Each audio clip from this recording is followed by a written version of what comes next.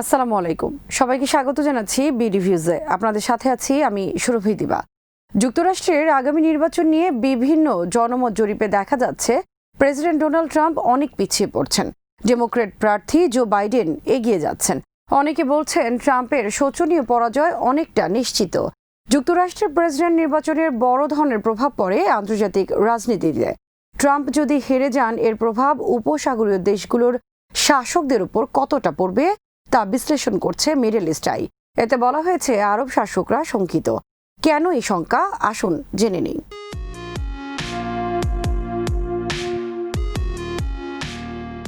যুক্তরাষ্ট্রের প্রেসিডেন্ট নির্বাচনের বাকি আর মাত্র ৩ মাস।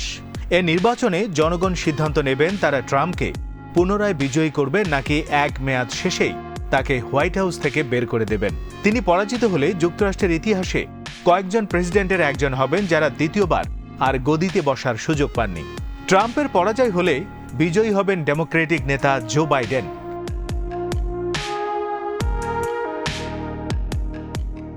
এখন থেকে নভেম্বরের মধ্যে অনেক কিছুই ঘটতে পারে, তবে ট্রাম্প এক কঠিন লড়াইয়ের মধ্যে পড়েছেন। করোনা ভাইরাস মহামারীর কারণে বিধ্বস্ত জনস্বাস্থ্য এবং অর্থনীতির প্রভাবের পাশাপাশি কৃষ্ণাঙ্গদের উপর পুলিশি বর্বরতার ঘটনায় নজিরবিহীন আন্দোলন তাকে গভীর সংকটে ফেলেছে।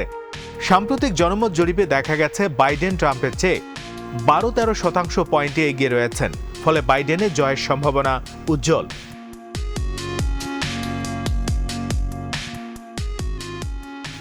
জুন থেকে ১৬ জুন পরিচালিত জরিপে দেখা গেছে নিবন্ধিত ভোটারদের ৪৮% বলেছেন তারা নির্বাচনে বাইডেনকে সমর্থন দেবেন, আর ৩৫% বলেছেন তারা ট্রাম্পকে সমর্থন করেন। এই জরিপে দেখা যায় গত কয়েক মাসের মধ্যে বাইডেন এবারই প্রথম বড় ব্যবধানে এগিয়ে রয়েছেন।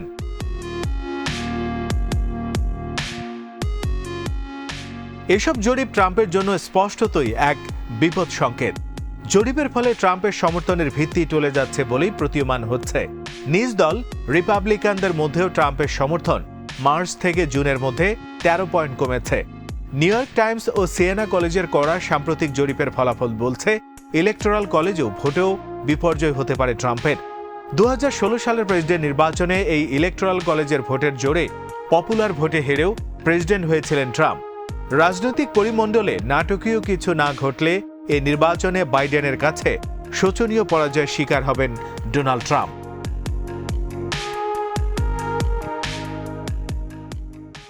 ট্রাম্প উপসাগরীয় দেশগুলোর শাসকদের এক ধরনের ব্ল্যাঙ্ক চেক দিয়ে রেখেছিলেন যে নিজেদের সুরক্ষার জন্য তারা যা খুশি তাই করতে পারেন। এজন্য মানবাধিকার বা গণতন্ত্রের তোয়াক্কা করার দরকার নেই। মনের দিক থেকে অহংকারী ট্রাম্প ঔদ্ধত্য, নির্মমতা, অযোগ্যতা, আত্মমগ্নতা, লোভ ও বর্ণবাদেও এক অদ্ভুত মিশেল। তিনি যুক্তরাষ্ট্রের রাজনীতিকে নজিরবিহীন মাত্রায় যেমন মেরুকরণ করেছেন, তেমনি আন্তর্জাতিক সম্পর্কের ক্ষেত্রে যুক্তরাষ্ট্রের নীতিতে এনেছেন বড় ধরনের পরিবর্তন।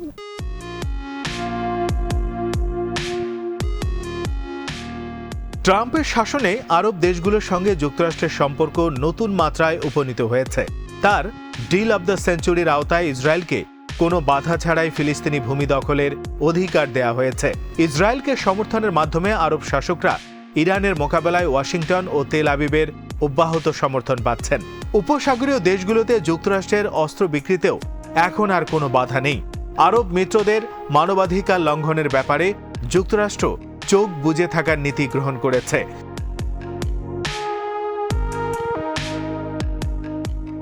কংগ্রেসের তীব্র বাধার মুখেও সৌদি আরব ও সংযুক্ত আরব আমিরাতের অস্ত্র বিক্রিতে ট্রাম্প প্রশাসন মরিয়া হয়ে উঠেছে।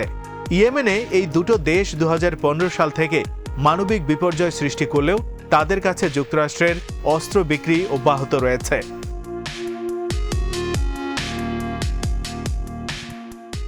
তুরস্কের ইস্তাম্বুলে সৌদি সাংবাদিক জামাল খাশোগির নির্মম হত্যার পরও ট্রাম্প প্রশাসনের নীতির কোনো পরিবর্তন হয়নি। ট্রাম্প প্রকাশ্যে বলেছেন যে এই হত্যার বিচারের জন্য চাপাচাপি করে তিনি সৌদির সঙ্গে লোভনীয় অস্ত্র বিক্রির চুক্তিকে বিপদে ফেলতে নারাজ। কংগ্রেস সৌদি প্রশাসকদের জবাবদিহির আওতায় আনার দাবি জানালেও তাতে সায় দেয়নি ট্রাম্প প্রশাসন।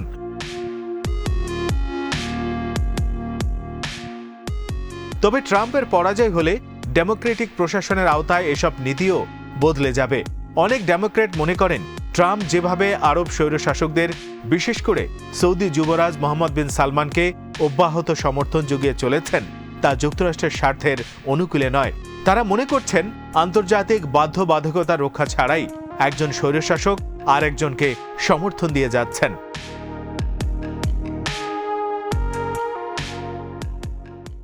উপসাগরীয় দেশগুলোর বড় মিত্র হলেন ট্রাম্প। ইরানকে মোকাবেলা কিংবা দেশের ভেতরে সংস্কারপন্থীদের দমনে ট্রাম্প তাদের সমর্থন জুগিয়েছেন। কিন্তু এসব শাসকেরা বুঝতে ব্যর্থ হয়েছেন যে তারা ট্রাম্পের সমর্থন পেলেও অর্ধেকের বেশি আমেরিকানদের কাছে তারা অনেকটা অচ্ছুতে পরিণত হয়েছেন।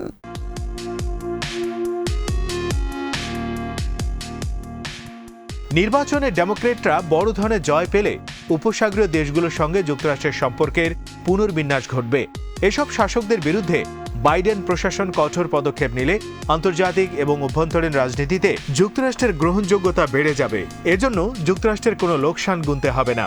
ট্রাম্পের পরাজয়ে বড় ভূমিকা রাখবে বিভিন্ন বর্ণ বা জাতি, ধর্মীয় গোষ্ঠী ও কর্মজীবী শ্রেণী। তারা মানবাধিকারের প্রতি শ্রদ্ধাশীল।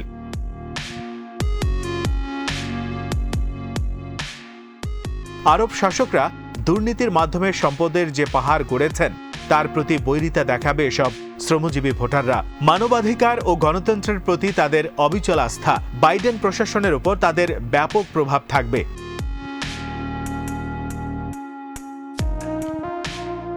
যেমন বামপন্থী ডেমোক্রেটিক নেতা বার্নি স্যান্ডার্স মনোনয়ন না পেলেও দলীয় নেতাকর্মীদের কাছে তিনি অত্যন্ত জনপ্রিয়। দলের একটি বিশাল অংশের কাছে তার আদর্শ জনপ্রিয়। স্যান্ডার্স সৌদি শাসকদের একজন কড়া সমালোচক। এটা অনেক ডেমোক্রেট নেতাকর্মীর অবস্থানের প্রতিফলন।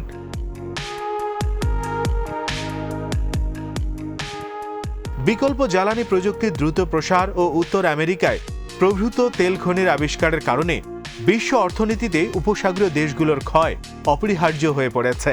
বিশ্বে উপসাগরীয় দেশগুলোর প্রভাব ক্রমক্ষয়িষ্ণু। করোনা ভাইরাসের কারণে তেলের দামের ধপাস পতন এই প্রবণতাকে আরও গতিশীল করেছে। এই পরিস্থিতিতে আরব শাসকদের টিকে থাকার জন্য বাইরের সমর্থন জরুরি হয়ে পড়েছে। তবে আমেরিকার জনগণ এখন আর তাদের সমর্থন দিতে আগ্রহী নয়, কারণ এতে ইরানের সঙ্গে যুক্তরাষ্ট্রের বেহুদা যুদ্ধের আশঙ্কা তৈরি হয়েছে।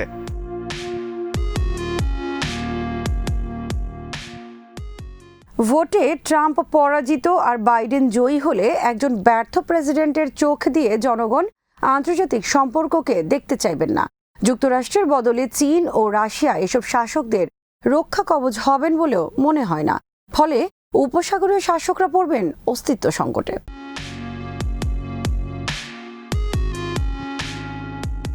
আরব শাসকদের টিকে থাকার জন্য তাদের দরকার পড়বে আঞ্চলিক শান্তি, গণতান্ত্রিক বিকাশ, সমন্বয় ও উন্নয়ন।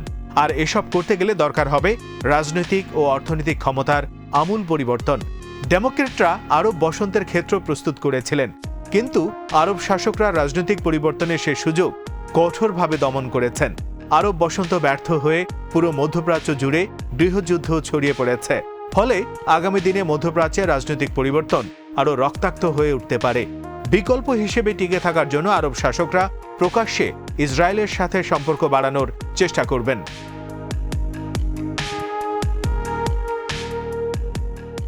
অভ্যন্তরীণ ও আঞ্চলিক রাজনীতিতে মৌলিক রাজনৈতিক সংস্কার ছাড়া আরব শাসকরা ইসরায়েলের ওপর ভীষণভাবে নির্ভরশীল হয়ে পড়বেন। ইসরায়েলও এই সুযোগ নিতে চাইবে। আরব বিশ্বে অরাজক অবস্থায় বিরাজ করলেই ইসরায়েলের লাভ। ইসরায়েল চাইবে এসব স্বৈরশাসকদের টিকিয়ে রাখতে।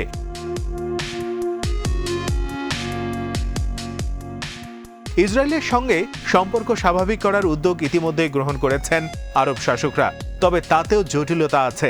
ইসরায়েল ফিলিস্তিনি ভূমি জবরদখল অব্যাহত রাখলে এই শাসকরা আরও বিপদে পড়বেন। আর আরব শাসকদের সমর্থনের বিনিময়ে ইসরায়েল চাইবে তাদের সম্প্রসারণমূলক নীতি মেনে নেবেন এসব শাসকরা। অনেক বিশ্লেষক মনে করেন ট্রাম্পের উপর ভীষণভাবে নির্ভরশীল হয়ে আরব শাসকরা অনেক বেশি ঝুঁকি নিয়ে ফেলেছেন। ট্রাম্প আর তার দল রিপাবলিকান পার্টি পরাজিত হলে তাদের ঝুঁকি আরও বেড়ে যাবে।